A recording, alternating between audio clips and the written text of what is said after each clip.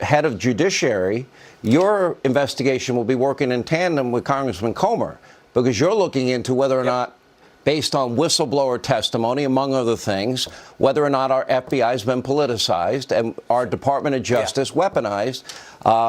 What is your take on the fact that they had weekly meetings warning these big tech companies, oh, be on the lookout. They're probably going to give you hack materials. Some of it may be about Hunter Biden. Were they trying to prevent big tech from letting that story go out? Why didn't they do anything for the 11 months that they had the laptop themselves? They could have been investigating all of this.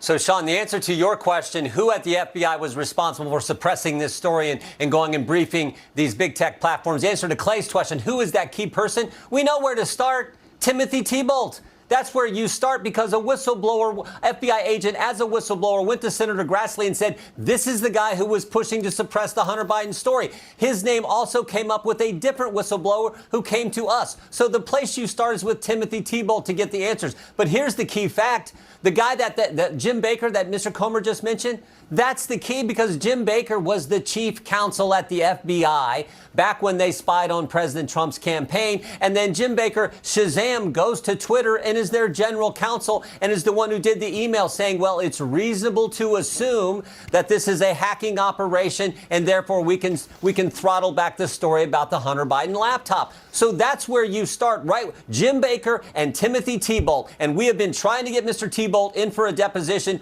We will make sure that happens in January. Jamie's already working on Mr. Baker. That's how you get to the bottom of this. And the way you stop it is to get the facts, everything out there, like Elon Musk has started, but we're going to continue. You get the facts out there. That's the first step into making sure this kind of baloney and garbage never happens again.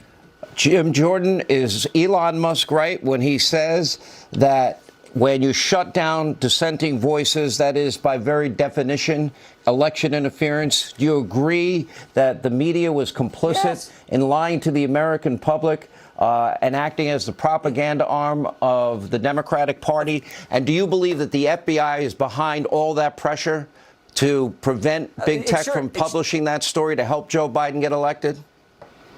Yeah, it sure looks it, because remember, the 51 former intel officials send a letter, says it has all the classic earmarks of a Russian disinformation operation. The real disinformation operation was the one the FBI and big tech were running on the American people, and Jim Baker was at the heart of it. So let's get him in here to talk to Jamie and his team, and then we'll get Timothy Thibault into the Judiciary Committee to talk to him and get to the bottom of it, as I said, so we get the facts to the American people.